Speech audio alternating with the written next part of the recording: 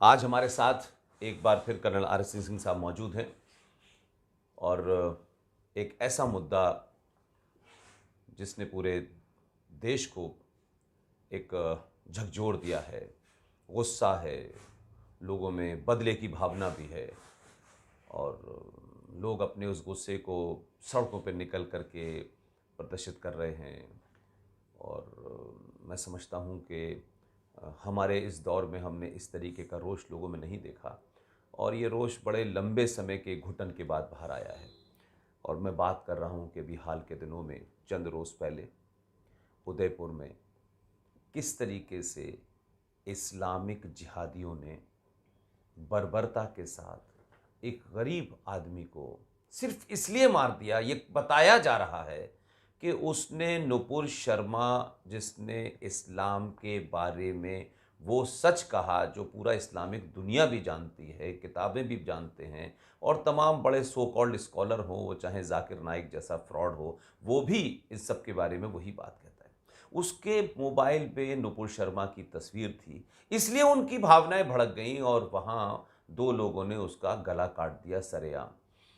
ये कभी कन्हैया है, कभी कमलेश तिवारी है और अगर हम पीछे चले जाएं तो महाशय राजपाल जी हैं।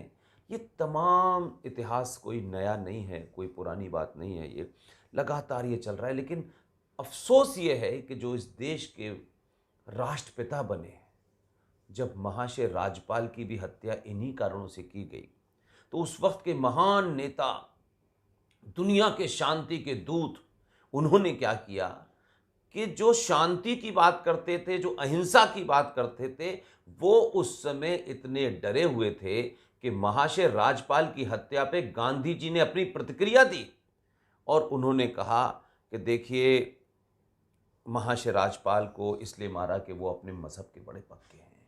या नहीं, जो आदमी अहिंसा का पुजारी था, उसने हिंसा करने वाले का साथ दिया। सिंह साहब, आप भी गुस्सा हैं, हमारे सारे साथी बहुत गुस्सा हैं। ये जो सिलसिला चल पड़ा है इस देश के अंदर, लाखों की भीड़ निकलेगी, सरतन से जुदा, सरतन से जुदा, और खुले आम हाथ में हथियार लेकर निकलेंगे। तो क्या इस देश में कोई कानून व्यवस्था, कोई चीज़ है, या सिर्फ इस देश की कानून व्यवस्था, पुलिस, कोर्ट कचहरी सिर्फ हिंदुओं का दमन करने, उनकी भावनाओं का दमन करने, सच बोलने पे भी उनके खिलाफ खड़ी होती है? आप क्या कहते हैं? नहीं, गुस्सा इसलिए है क्योंकि माननीय जो हमारे जज साहब हैं, उन्होंने या तो उनको बताया नहीं गया पूरा इतिहास, पूरा संदर्भ, ये सर तन से जुदा, इसका इतिहास नहीं जानते हैं। जज साहब को बता दूं कि 1400 साल के इतिहास में, इस्लाम के इतिहास में, वो सर तन से जुदा और दूसरा उसी से मिलता जुलता एक और शब्द है, मैं नहीं बताऊंगा, थोड़ी अश्लील हो जाएगी शायद, लेकिन बस वही होता आ रहा है। तन से जुदा और जो मिलता जुलता जो उससे शब्द है, वो यही संस्कृति रही है 1400 साल से। आपने बिल्कुल सही कहा कि आज नुपुर शर्मा पर आप कह रहे हैं कि आपके कारण ये हुआ, पूरे हिंदुस्तान में आग लग गई। आप उदयपुर की घटना के बारे में भी नुपुर शर्मा का उसका आप ये उनको कितना घटिया एक्सक्यूज निकाला है हैं। कि नुपुर शर्मा के कहने से। और माननीय जज साहब से मेरा निवेदन है कि वो जो महाशय राजपाल 1927, 26-27 की बात है, महाशय राजपाल की क्यों और किस तरह से उनकी हत्या की गई थी, किस तरह से एक कारपेंटर इल्मुद्दीन, ऐसा ही कुछ नालायक सा नाम था, 8 बार चाकू मारा, क्योंकि उन्होंने उनके यहाँ से एक किताब निकली थी, रंगीला रसूल।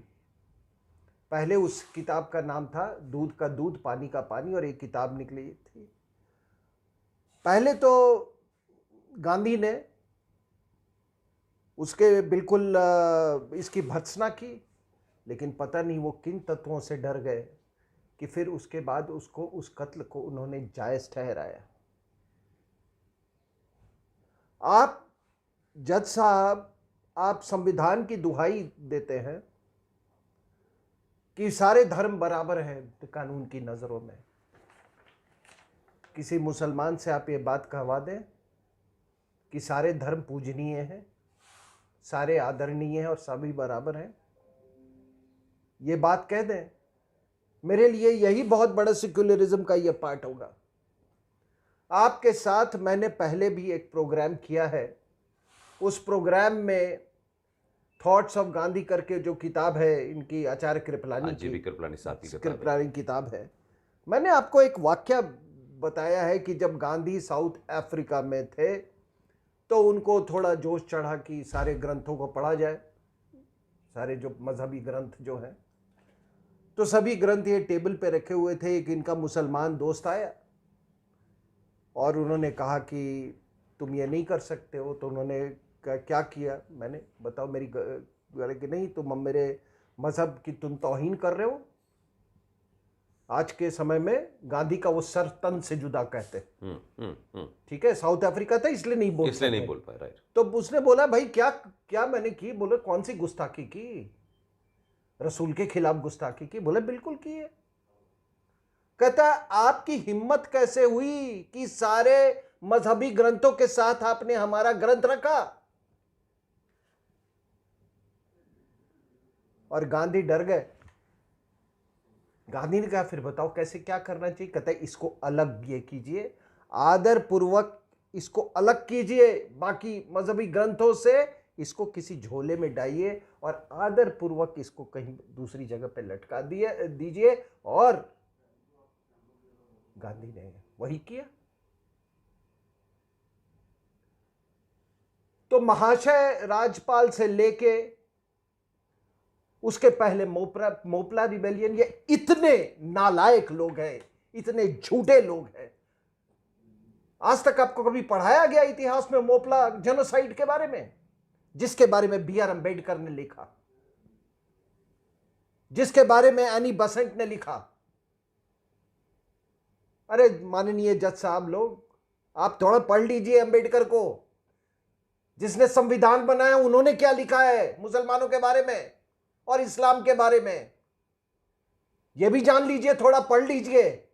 क्योंकि आप संविधान के बुनियाद पे एजुकेट कर रहे हैं। आप केवल गवर्नमेंट ऑफ इंडिया एक्ट 1935 पर अंग्रेजी नहीं बोल रहे। आपको अंग्रेजी भाषा का बहुत फायदा मिला है, तभी आप वहां जाके सुप्रीम कोर्ट के जज बन के बैठ गए हैं। तो आप केवल गवर्नमेंट ऑफ इंडिया एक्ट 1935 के प्रोडक्ट नहीं है, अंबेडकर की लिखी हुई वो संविधान के भी आप प्रोडक्ट है। तो वहां से लेके और मोपला तक और क्या हुआ साहब? ये क्या आप कहते हैं ना, ट्रांसफर ऑफ पावर हुआ। ट्रांसफर ऑफ पावर हुआ हमारे लिए। पाकिस्तान के क्या बोला? Transfer of jihadi power. कुछ जिहादी पावर, एक जिहादी पावर का यूनिट को पाकिस्तान बना दिया गया, मतलब प्योर जिहादी पावर वो था इनका। हमको क्या मिला? Transfer of colonial power with जिहादी प्लस जिहादी पावर। जिस कॉलोनियल पावर की ट्रांसफर से ये जज साहब लोग अंग्रेजी बोल रहे हैं आज। So we got transfer of jihadi power, colonial power with jihadi power. उस कॉलोनियल पावर की आज अगर सबसे बड़ी प्रतीक है तो वो है आपका ये, जिसको ये खान मार्केट गैंग या आप ये लुटियंस जिसको आप ये करते हैं। लेकिन एक बात बताइए सिंह साहब, ये जज साहब लोग कहीं आसमान पर रहते हैं क्या? ये इनको दुनिया का पता नहीं है। इन्होंने कहा कि उदयपुर में एक टेलर, जिसने बेचारे ने अपनी कोई वो बनाई और उस पर लगा दी, इसलिए हत्या, क्योंकि नुपुर के कारण उसकी हत्या हुई। तो जज साहब बताएं कि कश्मीर में 2500 कश्मीरी हिंदू पंडितों की हत्या किस लिए हुई थी? वो भी नुपुर ने करवाया था। वो भी नुपुर ने करवाया था। कमलेश तिवारी की हत्या किसने की थी? नुपुर ने करवाया था। इस देश का बंटवारा साला जो है वो किस पे हुआ था? नुपुर शर्मा ने करवाया था। नपुंसक सारी व्यवस्था इस देश की। जो आपको माने उसको साले को जमीन में दबा दीजिए, और जो तलवार लेके खड़ा हो तब आपके मुंह बंद हो जाता है। और पूछिए जज साहब से, अभी कर्नाटक हाई कोर्ट में एक हिजाब का मामला आया। आप कहते ना कोर्ट से कि हर मामला जो मुसलमानों का आएगा वो किताब से तय होगा, वहां तो किताब कंसल्ट की गई और यहां किताब नहीं कंसल्ट की गई। नूपुर के मामले में किताब बुलाइए और किताब कंसल्ट कराइए। सर अभी नॉनसेंस। राजस्थान सरकार की एक टिप्पणी थी, आपने कन्हैया लाल के हत्या की जब बात की, तो जज साहब लोग को मैं बता दूं, मैं एक आंतरिक सुरक्षा का मैं एक स्टूडेंट हूं, मैं एक छात्र हूं, बड़े क्लोजली मॉनिटर करता हूं। राजस्थान की सरकार ने कहा कि ये जो हत्या हुई है ये पाकिस्तान स्थित दावत इस्लामी संगठन के द्वारा प्रायोजित है। ये जो भी घोष जिसका नाम था, जो मेन एक्यूज्ड है, वहां पे गया और वहां पर उसने प्रशिक्षण लिया। पहली बात, उसकी थोड़ी तस्वीर देख ले। क्या नुपुर शर्मा ने उसको भेजा था कराची प्रशिक्षण लेने के लिए और वहां से हुकूमत लेने के लिए? ये इतने दिन से जो पाकिस्तान द्वारा प्रायोजित प्रॉक्सी वॉर जो हो रहा है हिंदुस्तान में, क्या ये नुपुर शर्मा ने करवाया?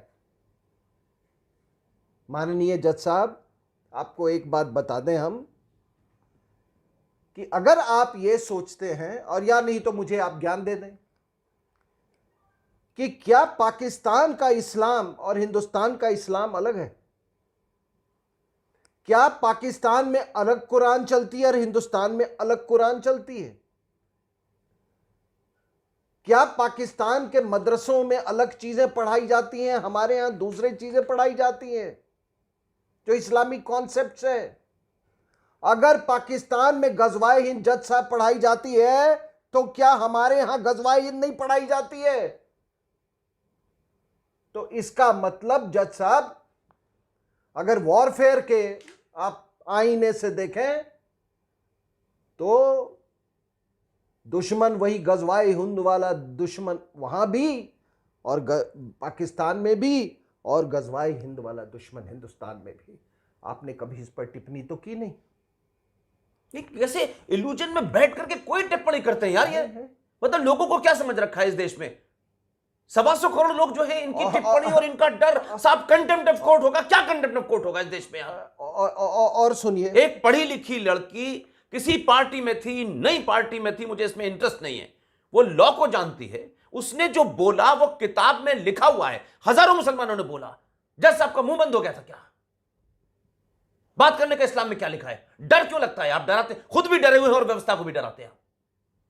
दूसरी बात जज साहब लोग को मैं बता दूं कि ये जो कह रहे हैं ना, ये दावत इस्लाम, पाकिस्तान में गए दावत इस्लाम, कहते हैं ये एक बरेलवी ऑर्गेनाइजेशन है। जज साहब, बरेलवी जो है वो बरेली से निकला है, और हमको ये भी मालूम है कि देवबंदियों और बरेलवियों में पाकिस्तान में हमेशा आपस में एक बहुत बड़ा कंपटीशन रहा है। पहले ये कंपटीशन था मस्जिदों और मदरसों पर नियंत्रण करने के लिए।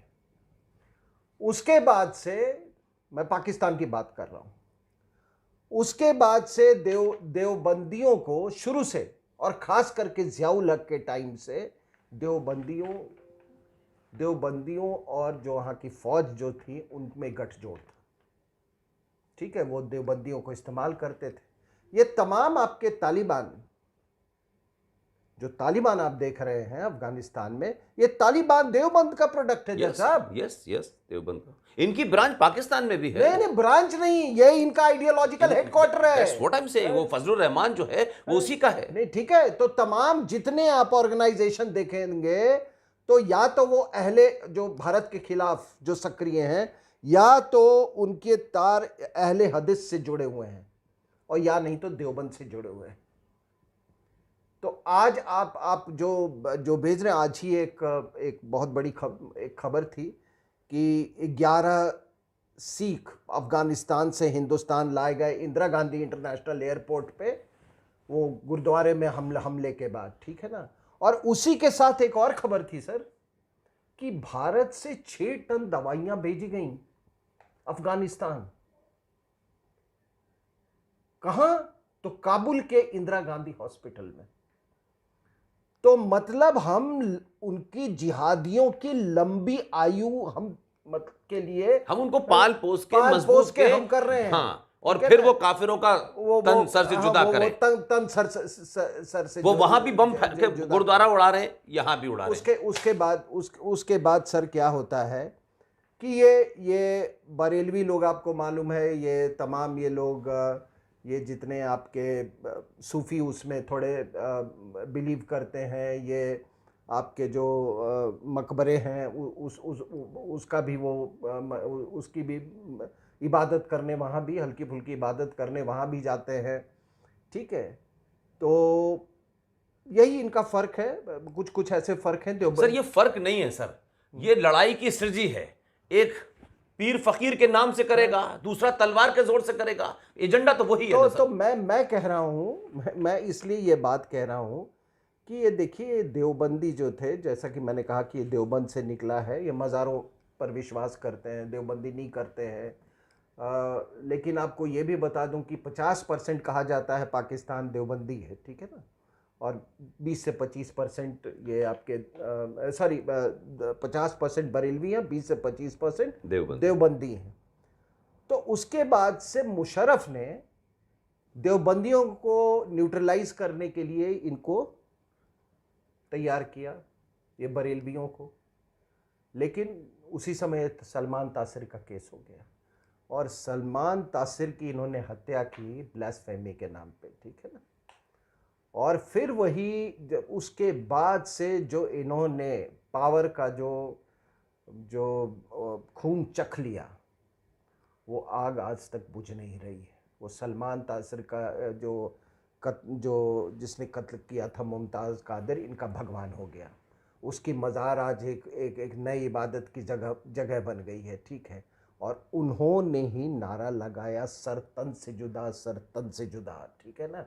वही अभी उन्होंने एक वो पॉलिटिकल पार्टी फ्लोट की है, पाकिस्तान सुन्नी तहरीक पाकि। तो जज साहब, ये जो आप देख रहे हैं ना, सर तन से जुदा, ये सर तन से जुदा, तो ये मत समझिएगा। देखिए, यहाँ से आइडियोलॉजी एक्सपोर्ट होती है, बरेलवियों की, अहले हदीस की, देवबंद से। वहाँ मिलिट्री इंटेलिजेंस इस्टेब्लिशमेंट है जज साहब पाकिस्तान का, वो उसको पूरा एक हथियार में फोर्ज करता है और फिर आपके ही इस खिलाफ वापस इस्तेमाल करता है। तो मैं माननीय जज साहब से कहूँगा कि जज साहब, ये we are the largest suppliers of arms to Pakistan.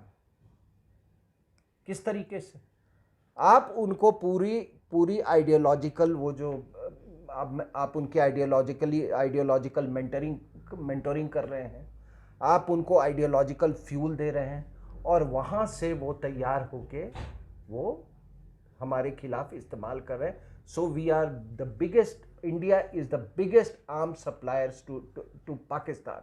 और हमारे यहाँ उसी तर्ज पे जो जिहादी तैयार किए गए हैं, वो देश के खिलाफ ये कर रहे हैं। तो हम तो दो तरफा जज साहब, हम लड़ाई झेल रहे हैं। नहीं, ये जज साहब अगर इतने ईमानदार थे तो जज साहब को सरकारों से पूछना चाहिए।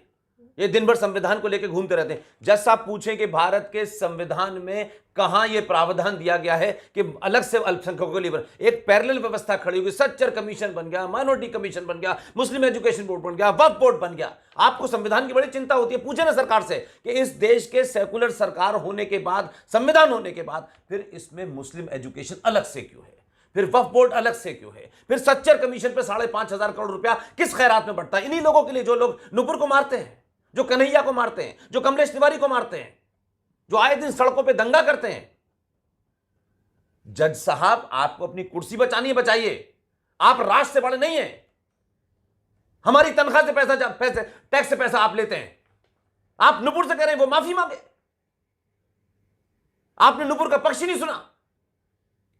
आप इस देश के लोगों के सामने नजीर पेश कर रहे हैं कि भाई सच बोलने पे भी मैं तुम्हें सजा दूंगा, क्योंकि सच बोलने से कुछ लोग नाराज होते हैं और उनके दबाव में मुझे फैसला लेना पड़ता है। इस्तीफा दे दीजिए, जाइए कुछ और काम कीजिए, भारत की जुडिशरी को बदनाम मत कीजिए। आप इस फैसले को कोई मानेगा? पूरा इस्लामिक वर्ल्ड कह रहा है कि हां उसने सही कहा है, यह लिखा है किताब में। मैं कह रहा हूं कि जब आपने कर्नाटक हाई कोर्ट में कुरान को कंसल्ट किया था, तो कुरान को भी कंसल्ट करते, हदीस को भी कंसल्ट करते और कहते कि मैं बड़ा न्याय प्रिय हूं। अगर न्याय के आप बड़े हकदार हैं तो कहते हैं नुपुर शर्मा ने गलत नहीं कहा है। भाई कुरान में तो यह भी लिखी हुई है कि धरती चपटी है, तो अगर मैं कहता हूं कि धरती गोल है तो मैंने भी ब्लास्फेमी कर तो फिर दिया। उसको आपको भी सजा देते। मैं वही कह रहा हूं सर, ये तमाशा बना रखा है यार। अगर कुरान में लिखा हुआ है कि शहादत के बाद जो लिखा हुआ है 72 हूरें मिलती हैं, ये सुन के आपको कुछ लगता नहीं है? नहीं, सबसे आसान हिंदू में लगा इस देश के अंदर यार, जो दिल चाहे रोंद रहा है, जो दिल चाहे रोंद रहा है यार। नुपुर शर्मा ने क्या गलत किया? पढ़ी लिखी एक परिवार की लड़की है, सुप्रीम कोर्ट की वकील है, कभी पता नहीं था उनसे? पूछते नुपुर शर्मा से कि आपने क्या रेफरेंस दिया? हिम्मत नहीं थी, आपने उससे पहले ही कह दिया, कहते कि आप माफी मांगो। नहीं मांगेगी नुपुर शर्मा माफी। और क्यों मांगेगी माफी? अगर माफी मांगने से आपको लगता है कि ये रुक जाएगा तो भी नहीं मांगेगी। मैं एक बात कहूं, क्यों नहीं रुकेगा? क्यों नहीं रुकेगा? मैं ये बता रहा हूं। आपने सारी मजहबी किताबें आपने बंद कर दी। जो मजहबी किताबें हैं, आज क्या है, ये जज साहब को मैं थोड़ा सा मैं बता दूं, बहुत बड़े बड़े वकील हैं और ये सब केस में दिखते हैं, ये बड़े वाले वकील हैं। और जो ये बड़े वाले वकील हैं ना, ये आर्गुमेंट देते हैं ना, एक फाइनल ईयर का लॉ का स्टूडेंट, मैं ऐसे कह रहा हूँ, मैं ये पूरा जो नेटवर्क है उसका, एक फाइनल ईयर का एक लॉ का स्टूडेंट इनसे बड़ा अच्छा आर्गुमेंट दे सकता है। ठीक है ना? आप तमाम नाम जानते हैं। क्या नाम लेना उनका, दलाल है सब, देयर फिक्सर यार। ठीक है ना? तो आप एक चीज आप बताइए कि मैं बंद किताब की बात कर रहा हूं। कुरान लिखी हुई है अरेबिक में, किसी मौलवी को अरेबिक नहीं आती है। ठीक है ना? उसको जब बोला जाता है कि ये क्या पढ़ रहे हो, बस सुन लो, इस पर कोई सवाल नहीं, क्या बोल रहे हो मौलवी साहब, मैं बड़ी जिम्मेदारी के साथ कह रहा हूं।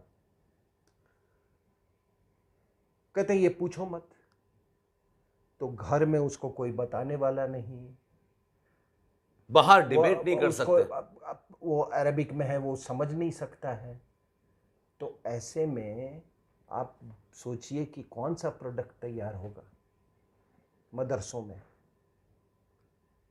वो सर तन से जुदा करेगा कि नहीं ये करेगा? आज मैं कहता हूं कि किताबें खुल जाए जज साहब, आप हुक्म दीजिए, किताबें खोल दो और डिबेट करो ना सब चीज पे। आप खोल दो जज साहब। हमने तो रामायण दिखा दिया, हमने महाभारत दिखा दिया, हमने भगवान शिव पे हमने वो सीरियल दिखा दिया, हनुमान पे हमने सीरियल दिखा दिया, तमाम देवी देवता पर हमने कर दिया।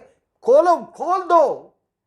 और या नहीं तो आप हुक्म पास करो कि ये कुरान या कोई भी मजहबी ग्रंथ ये बंद रखने की चीज है, और जब तक ये बंद रहेगा तब तक याद रहे कि हर कुछ समय के बाद एक कोई नुपुर शर्मा वेदी पे चढ़ेगी, वो सच बोलेगी। हर नुपुर शर्मा सच बोलेगी। और ये डर जो बैठाया गया है ना आज तक, जज साहब, जो मजहब डर से चलती है ना, वो मजहब नहीं, it's not a faith, it is a criminal enterprise. नहीं, अली की गर्दन भी क्या ब्लास्फेमी के कारण काटी थी मस्जिद में? वो नुपुर शर्मा ने करवाई थी। नुपुर शर्मा ने करवाई थी। उस्मान का, उनकी बेटी उमर का, मैं कह रहा हूं उमर तो बाद में, उनकी बेटी फातिमा, उनके दोनों नवासों का कत्ल, फिर पहले खलीफा, दूसरे खलीफा, तीसरे खलीफा ने नुपुर शर्मा मौजूद थी क्या? नहीं, इस कारण से हत्या हुई है। हर मुहर्रम में जो अपने आप को प्रताड़ित करते हैं हसन हुसैन की याद में, वो भी क्या नुपुर शर्मा ने हसन हुसैन का कत्ल करवाया था? इस देश में पिछले 70 सालों में हजारों लाखों हिंदू मार दिए गए, सब नुपुर शर्मा के बारे। इनका सेंसिटिविटी बड़ी हाई है भाई। जज साहब आप डरे हुए हैं, हिम्मत नहीं है, क्या कहते हैं, आप ब्लैक कैट में रहते हैं, आपको क्या फर्क पड़ता है? आप चैम्बर टू चैम्बर चले जाते हैं और अपने बयान दे देते हैं। आपने नुपुर शर्मा से माफी मांगने का मतलब है आपने भारत राष्ट्र के 125 करोड़ हिंदुओं से और सनातनियों से कहा है माफी मांगो, इन जिहादियों, आताताई, दंगाई, इस्लामिक आतंक के सामने झुको। आपको कश्मीर के अंदर इनकाउंटर होता है, आप आर्मी से सवाल पूछते हैं कि आपने गोली चलाई, वो आतंकी था कि नहीं था? एक आध बार जाओ ना बंदूक लेके, तो पता चलेगा कि आतंकी वो कैसे बताएगा, तब गोली चलानी है। आतंकियों को भी आप इनकाउंटर पे सवाल खड़ा करते हैं यार, क्योंकि आपको कुछ करना नहीं है। एक तरफा बयान। एक मेंबर ऑफ पार्लियामेंट सर, एक मेंबर ऑफ पार्लियामेंट शपथ लेता है, शपथ लेके, नुपुर शर्मा तो किसी पार्टी की 2 रुपए की मेंबर थी। शपथ जिस आदमी ने भारत के संविधान की ली थी, वो हैदराबाद का जोकर, उसने खड़े होकर के कहा है, टेलीविजन में जाके कहीं भी आप उसका रिकॉर्ड देख लिए, उसने कहा कमलेश तिवारी तू गुस्ताखे रसूल तूने किया है, तू दुनिया के किसी कोने और किसी छेद में भी तू छुप जाएगा ना सुराख में, तुझे निकाल करके तेरा कत्ल करेंगे। तब कुछ नहीं हुआ था। उसके वो मेंबर ऑफ पार्लियामेंट होकर भड़काने के बाद निकल जाता है और सली नपुंसक सरकार, देश, सब बकवास चल रहा है और हम बैठ जाते। जो नहीं, मेरा माननीय जज साहब से, माननीय जज साहब से ठीक है सर, माननीय है, लेकिन ऐसा हमको मान्यता नहीं चाहिए जज साहब से। उनकी जाति शख्सियत की बात नहीं हो रही है, एक्स और वाई जज की बात नहीं हो रही है। जज साहब आप इस देश में सिर्फ इसलिए कि आपका सम्मान एक समाज करता है, ये मानते हुए कि तमाम खामियों के बाद भी कभी किसी ने इस देश के अंदर तलवार नहीं उठाई, किसी जज को गोली नहीं मारी। कर्नाटक हाई कोर्ट में, सच्चाई बताना चाहता हूं, कर्नाटक हाई कोर्ट में जिन लोगों ने जो क्या था वो नकाब पे फैसला दिया, 23 मार्च को फैसला दिया, 28 मार्च को वाई प्लस सिक्योरिटी दी गई। हिम्मत है कोर्ट के पास, आप वाई प्लस सिक्योरिटी में रहेंगे और नुपुर शर्मा से माफी मंगवा के इन जिहादियों के आगे उस औरत को छोड़ देंगे कि तुम्हारा मारने का अधिकार है क्योंकि इसने झूठ बोला है, इसने गलत किया है, इसने मोहम्मद की शान में गुस्ताखी की है, तो तुम इसको मार दो। नुपुर शर्मा को किसी पार्टी ने निकाला नहीं निकाला, पार्टी बहुत छोटी चीज है। मैं कहता हूं देश, पार्टियां, संगठन बहुत छोटा होता है। ये डर क्या चीज, जब मैंने बोला ना क्रिमिनल एंटरप्राइज, मैं 2 चीजें आपको बताऊंगा, माननीय जज साहब इसको भी सुन लें। एक वीडियो है अपने नेशनल सिक्योरिटी एडवाइजर का, वो वीडियो काफी वायरल है, शायद उन्होंने सुना है कि नहीं। डर क्या चीज होती है, क्रिमिनल एंटरप्राइज क्या होता है। वो वीडियो में अपने अजीत डोभाल साहब कहते हैं कि जब वो पाकिस्तान में पोस्टेड थे, तो आपको भी मालूम है, पता है मुझे, एक जगह पे हंगामा हो रहा था, वहाँ पे ये अंडर कवर ऑपरेट कर रहे थे। कोई एक शख्स आया, बहुत लंबा चौड़ा दाढ़ी वाला आया, ठीक है, वो कोई कहा कि वो ऐसा लगा कि कोई बहुत बड़े मतलब लोकल रिलीजियस फिगर हैं। उन्होंने डोभाल साहब को देखा और उनको कहा कि तुम हिंदू हो, उनके कान में कहा, तो इन्होंने प्रोटेस्ट किया, बोला आप ये क्या बात कर रहे हैं, कहते नहीं तुम हिंदू हो। फिर वो अपने साथ ले गए, गलियारे में ले गए, वहाँ पर उनका घर था और उनको दरवाज़ा बंद करके बोला कि देखो मुझे मालूम है कि तुम हिंदू हो। बोला ये कैसे कह सकते हैं, बोले कि तुम्हारा कान छेदा हुआ है, केवल हिंदू छेदवाते हैं कान, अपने कान को। बोला इसमें प्लास्टिक सर्जरी करवा लो, नहीं तो मारे जाओगे। और जज साहब वो सुन लीजिएगा, वहाँ पे फिर उन्होंने अलमीरा खोला और अलमीरा के अंदर में मंदिर के अंदर मैं भी हिंदू हूँ, लेकिन केवल डर से यहाँ मैं मुसलमान बना हुआ। क्या वही डर पैदा करना चाहते हैं हिंदुस्तान में? क्या जज साहब पैदा कर रहे हैं सर? वो तो कर ही रहे हैं, लेकिन जज साहब उसके भागीदार बने हुए हैं। और दूसरा मैं आपको एक वाक्य बताता हूँ। ये दूसरा वाक्य मैं जो बता रहा था आपको, मैंने ये डॉन, पाकिस्तान की जो अखबार है डॉन, उसमें ये पढ़ी थी। उसमें ये था कि पाकिस्तान में कंप्यूटराइज नेशनल आइडेंटिटी कार्ड्स कुछ ऐसे बन रहे थे, तो कोई 10,000 लोगों ने 10,000 लोगों ने अपने आप को अहमदिया डिक्लेयर किया। ये वो सरकारी लोग थे, रिटायर्ड सरकारी लोग थे, जिन्होंने नौकरी मिलने के खातिर उन्होंने अपने आप को सुन्नी डिक्लेयर कर दिया था, लेकिन वो दिल से अहमदिया थे। पुष्पेंद्र जी, पता नहीं कितने लोग इस डर से आज मुसलमान बने हुए हैं इस सब कॉन्टिनेंट में। और पूरे सर तन से जुदा, ये केवल काफिरों के लिए नहीं है। मैंने कहा ना, ये सलमान तासिर साहब थे गवर्नर, जिनकी मतलब एक यहाँ पर उसमें उनके मारने में दो एंगल भी थे। एक तो वो उनका आपस का मामला था, दूसरे वो प्रेसिडेंशियल कैंडिडेट बनने वाले थे और पाकिस्तान में उस वक्त में था। तो ये हुआ कि साहब ये तो एक काफिर का शौहर है, क्योंकि हिंदुस्तान की एक पत्रकार थी और हैं मौजूद, उनके बाकायदा उनकी शादी हुई, बच्चे भी हुए। तो वो भी एक कारण था, उनके मारने का। तो ये जो आप देख रहे हैं ना, सर तन से जुदा, ये तो पाकिस्तान में हर दिन लागू हो रहा है। और केवल हिंदुओं और क्रिश्चियंस के खिलाफ नहीं, वो मुसलमानों के भी खिलाफ इस्तेमाल हो रहा है। शिया सुन्नी का एक पूरा वो है, शिया के खिलाफ, अहमदिया के खिलाफ।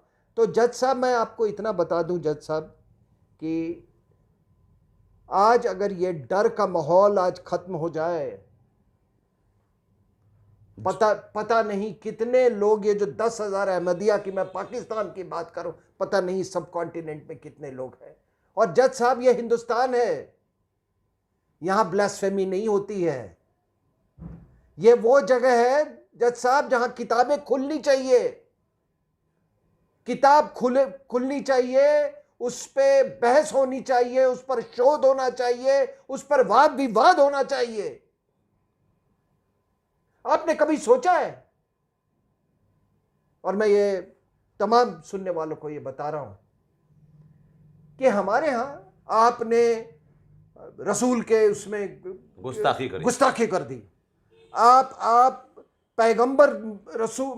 पैगंबर मोहम्मद बोलेंगे नहीं तो आपका सर तान करेंगे। हमारे यहां, अरे तो हम तो उस परंपरा के लोग हैं जहां पर ये गाने बनते, कान्हा मैं तुझे गाली दूंगी। हम ईश्वर से, हम भगवान से डरते नहीं हैं, हम भगवान से मोहब्बत करते हैं। हम उस परंपरा के लोग हैं। और ये मोहब्बत करने वालों में और ये डरने वालों में कभी मेल हो ही नहीं ये सकता। जबरदस्ती का, मक्कारी का सियासी लोगों ने, भाईचारा है, सारे धर्म बराबर हैं, सदियों से रह रहे हैं। एक तरह बड़ा पाखंड है सला, ये कब सदियों से रह रहे थे हम भाई? कब बताएं, मुझे बताएं। क्या गुरु नानक के जो उनके जो बच्चे थे, गुरु गोविंद सिंह के, वो कोई आज की कहानी है? वो आरएसएस बीजेपी की वजह से हुई है, वो नुपुर शर्मा की वजह से हुई है? ये तो हमेशा था। ये तो इस देश के सियासतदानों ने, और मुझे अफसोस है कि सियासतदानों की तो मजबूरी समझ में आती है कि उनको नई दुकान चलानी है अपनी, लेकिन जुडिशरी को क्या करना है? इनका भी खानदान सियासी है, इनके खानदान भी 10 जनपद से तार जुड़े हुए हैं। ऐसा नहीं है सर कि ये ऐसे ही बोल दिया गया। आपको असदुद्दीन ओवैसी को कोर्ट में पेश करना चाहिए था और सजा देनी चाहिए थी कि तुम एक मेंबर ऑफ पार्लियामेंट होकर के धमका रहे हो। मतलब आज तक ओवैसी ने मतलब कोई ऐसी भड़काऊ बात नहीं बोली। मैं तो अभी की कह रहा हूं, उसने कहा ऐसी कोई भड़काऊ बात नहीं कही है। मैं जज साहब से पूछ रहा हूं, मैं वही कह रहा हूं कि जिसके लिए उसे माफी मांगा जाए। नहीं, जिससे हिंदुओं को गुस्सा नहीं आएगा। हिंदू को गुस्सा नहीं आ सकता। वो पार्लियामेंट का मेंबर है, शपथ ली है, कह रहा है कि कहते हैं योगी और मोदी चले जाएंगे तो तुम्हें कौन बचाएगा। इससे बड़ी ओपन गुंडागर्दी क्या है? सर देखिए, एक बात मैं कह रहा हूं कि मैं तमाम, आप अगर ये जो नुपुर शर्मा की वारदात है उसके अगर गहराई में जाएं, जज साहब लोग उस डिबेट को देखें। देखी भी नहीं होगी सर। उस डिबेट को देखें क्या, और खुद निर्णय करें कि क्या नुपुर शर्मा तैयारी करके वो गई थी कि आज मुझे ये बोलना है। जज साहब, वो डिबेट मैंने देखा है और उस चैनल पे मैं बहुत सालों से जाता रहा हूँ। इसके साथ था एक रहमानी जो कि नॉन पैन इस्लामिस्ट, जमायते इस्लामी, एसडीपीआई, पीएफआई, सबसे वो मैं इसके उसको पर्सनली जानता हूँ। नहीं, जज साहब को ये मैं वही है बता- जिसने कहा था कि मैं अयोध्या 25,000 मुसलमानों को हाँ, लेके हाँ, जाऊंगा। हाँ। तो जज साहब उनके साथ बहस हो रही थी। ये उन्होंने कुछ अभद्र टिप्पणी की शिवलिंग के बारे में, उन्हें बहुत देर तक की। काशी विश्वनाथ के उसमें अभद्र टिप्पणी की। जब उसने अभद्र टिप्पणी की तो नुपुर शर्मा ने कुछ नहीं किया, केवल उस महान हस्ती कि महान कार्यों को बताया। महान हस्ती के महान कार्यों को बताया। क्या उपलब्धियां बताना भी ये भी गुनाह हो गया इस देश में? किताबें नहीं, अगर वो उपलब्धि है तो शर्म क्यों है फिर? बताओ ना। और वही आपको मालूम है, एक और चीज मैं देखता हूं कि कोई ये जो जजमेंट्स होते हैं ना, मैं पढ़ता हूं इनके जजमेंट्स और आर्गुमेंट्स जो होते हैं, तो क्या है कि आजकल एक फैशन चला गया कि आप ज़्यादा पैसे वाले वकील हैं ना, तो आप अपना बेटे को यहाँ से इंडियन लॉ करने के बाद आप उधर भेज देंगे हार्वर्ड, तो कहाँ, लंदन। सलाम, मुझे आज तक नहीं समझ में आया कि लंदन का ज्यूरिस्प्रूडेंस और ये अमेरिका क्या लेना देना है, कि क्या लेना देना है। ठीक है, ये लोग फिर आते हैं वहाँ से रॉब। हाँ, और वो आपका नालायक जो हर दूसरे दिन पीआई, वो भी कहीं से वो प्रिंसटन वगैरह से करके आए। ये जितने नालायक है, पैसे देके वहां डिग्रियां मिलती हैं यार। ये आपका जो गृह मंत्री जो था जिसने 26/11 की रचना की थी, वो भी किसी अमेरिकन यूनिवर्सिटी। ये सब ऐसे वकील बने हुए हैं जितने फ्रॉड है, सब वकीलों के चादर में घुसे हुए हैं। हाँ, सब वकील, सब मतलब ये इस तरह। खैर, मैं आगे नहीं बोलना चाहता। Last refuge of what you know, I mean that is anyway. तो वहां पे ये आपको हवाला देंगे, अमेरिकन लॉ में ऐसा हुआ है, अमेरिकन लॉ में ऐसा हुआ है। अब आपको एक मैं बात बताता हूँ। मैं अभी अखबार पढ़ रहा था, एक ये परसों की खबर है कि अमेरिका में आपको कंजर्वेटिव्स जो जजेस हैं वो मेजॉरिटी में हैं अभी, और वहाँ ये सब पाखंड नहीं है, वो कंजर्वेटिव हैं तो हैं, ठीक है ना, किसी पार्टी से जुड़े हुए हैं तो हैं। हाँ, ओपन है, चोरी से तो नहीं करते। हाँ। चोरी से तो नहीं काम करते। तो कंजर्वेटिव जजेस ने अभी एक केस आया वहां पे, 2-3 केस ऐसे आए। एक केस आया कि किसी स्कूल के फुटबॉल कोच ने, उसने मैच के बाद उसने प्रेयर पढ़ा, कुछ प्रेयर किया आपस में, क्रिश्चियन प्रेयर होगा, उस कोच को सैक कर दिया गया एक फेडरल लॉ का हवाला देते हुए कि ये हमारे न्यूट्रलिटी के खिलाफ है। समझ रहे हैं आप मेरी बात? कि ये रिलीजियस न्यूट्रलिटी के खिलाफ है। उसको जज ने रिस्टोर कर दिया। उन्होंने एक और जजमेंट दिया कि क्या टैक्स पेयर के पैसे से रिलीजियस एजुकेशन दी जा सकती है। ठीक है, उसको सही ठहराया सुप्रीम कोर्ट ने, कंजर्वेटिव जज ने। ठीक है, और उन्होंने बड़ी अहमियत वाली बात कही। उन्होंने कहा सेक्युलरिज्म का मतलब यह नहीं कि सेक्युलरिज्म से आपको डराना है लोगों को। Secularism need not be aggressive. आज आप वो हक टैक्स पेयर के पैसे से रिलीजियस एजुकेशन का केवल आपने इन्हीं जिहादियों को दे रखा है।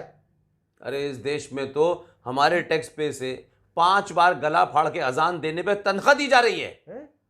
ये किसी कोर्ट ने पूछा कि भाई हमारा पैसा अजान देने वालों को क्यों दी जा रही है? इमामों को तनख्वाह दी जा रही है और भारत के मंदिरों पे कब्जा है। तो ये सुप्रीम कोर्ट के ये जजमेंट्स का है।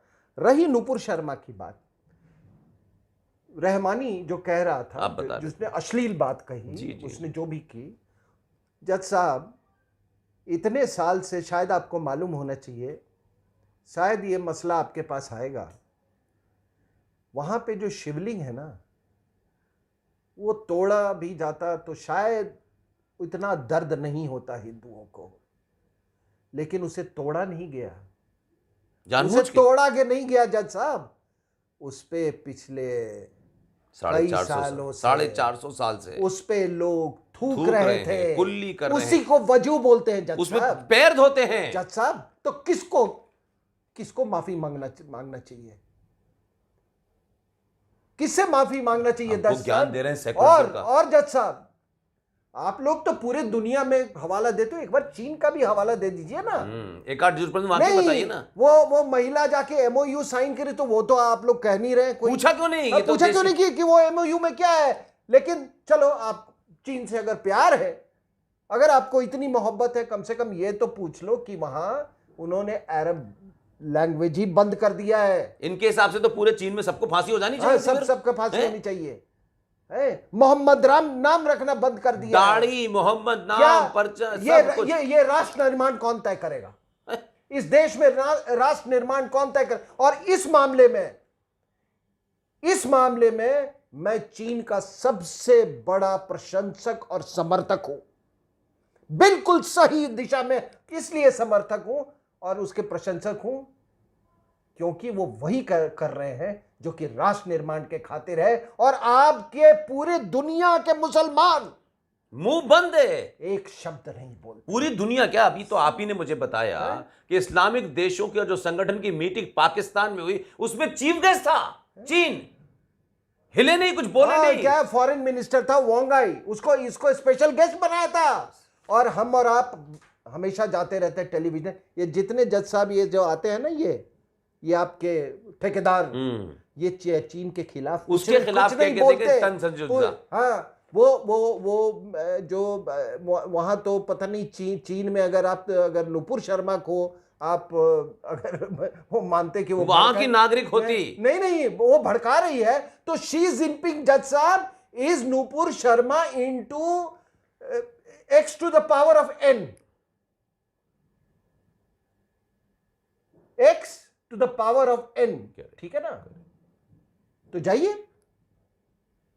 हिंदुस्तान के हमारे इस्टेब्लिशमेंट को, फॉरेन पॉलिसी की जो इस्टेब्लिशमेंट है, उसको डायरेक्ट कीजिए कि इस बात पे हो सकता है हम लोग सब चाइना से क्यों ले रहे हो, तो कम से कम भर्त्सना करवाइए उनकी। हो सकता है नुपुर शर्मा उसी से प्रेरित हो गई हो, चीन से, क्योंकि वो भी देख रही हैं कि वो एक अपने तरीके से राष्ट्र निर्माण कर रहे हैं। तो जजेस कौन सा राष्ट्र निर्माण में लगे हुए हैं? इन्होंने कौन सा राष्ट्र निर्माण किया है? क्या सबको पता नहीं है क्या क्या हो रहा है? जो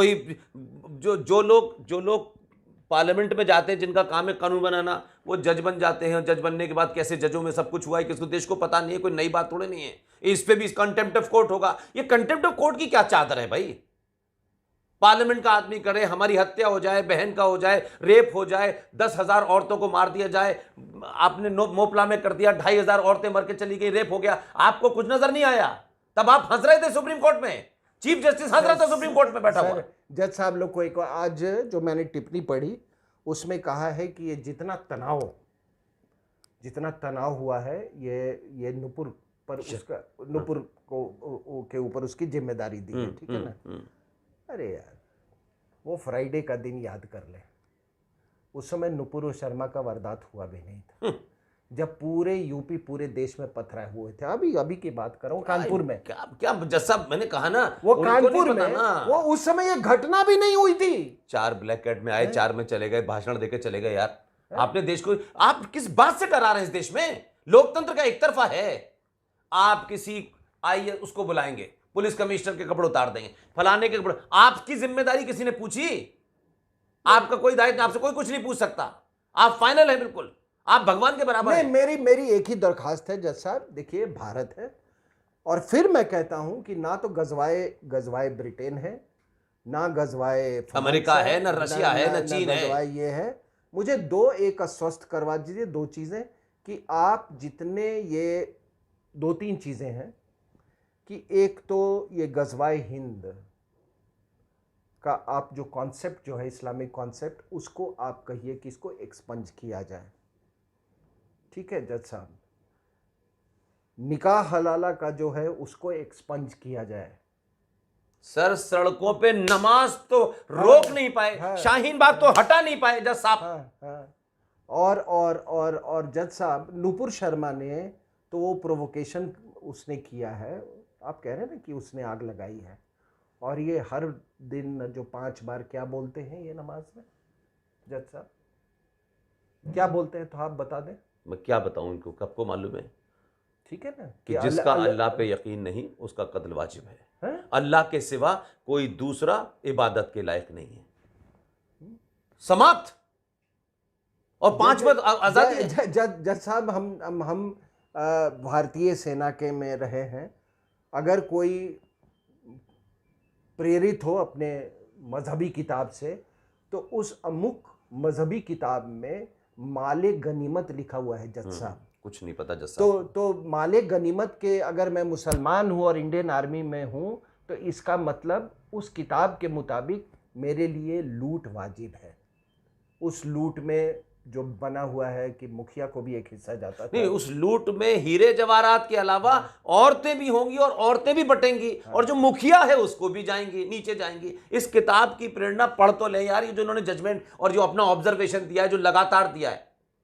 और सुनिए, जो किताब में लिखी गई वो लिखी गई, जो किताब में लिखी जा चुकी है वो तो खुद ही कहते हैं कि इसमें एक वो क्या नुक्ता भी इधर से उधर नहीं किया जा सकता, ये इन्होंने कहा। उसमें तो इतना है कि नुक्ता, तो हम वो तो कर नहीं सकते, नुक्ता तो नहीं बदल सकते, लेकिन हमको पढ़ने और बहस करने की इजाजत दे दीजिए, क्योंकि बंद किताबें सबसे गंदी हथियार, सबसे बड़ी हथियार होती हैं।